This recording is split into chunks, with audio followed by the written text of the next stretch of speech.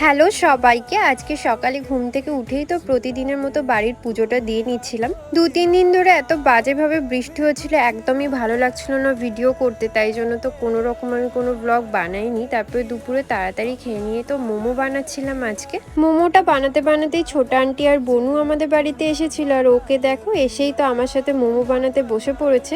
আজকে ছোট আন্টি তো পুজোর জামা দিতে এসেছিল আমাদের বাড়িতে, আর আমার বোনই তো আমার জামাটা পরে নিচ্ছিল, পরে পরে দেখাচ্ছিল আমাকে। খুবই সুন্দর হয়েছিল আমার জামাটা। সারা দুপুর তো বনুর সাথে খেলা করছিলাম, কিন্তু আমার বনুর হঠাৎ করে মনে পড়ে দিদিভাই তো মেকআপ আর্টিস্ট, ওকে দুর্গা মা সাজিয়ে দিতে হবে, কিন্তু আমি সাজিয়ে দিইনি বলে তোর মনটা খুবই খারাপ হয়ে গেছিল। তারপরে তো একটু মোমো খাইয়ে নিয়ে ওরাও বাড়ি চলে গেছিল। বিকাল বিকাল আমার ঠাম্মি আর ভাই গেছিল ওদের ছেড়ে দিয়ে আসতে। এরপরে তো সারা সন্ধে কিছুই করার ছিল না, তারপরে রাত্রে মোমো খেয়ে নিচ্ছিলাম। আজকের জন্য এতটাই। এই মিনি ব্লগটা তোমাদের ভালো লাগলে আমার ইউটিউব চ্যানেলটাকে সাবস্ক্রাইব করে দিও। টাটা।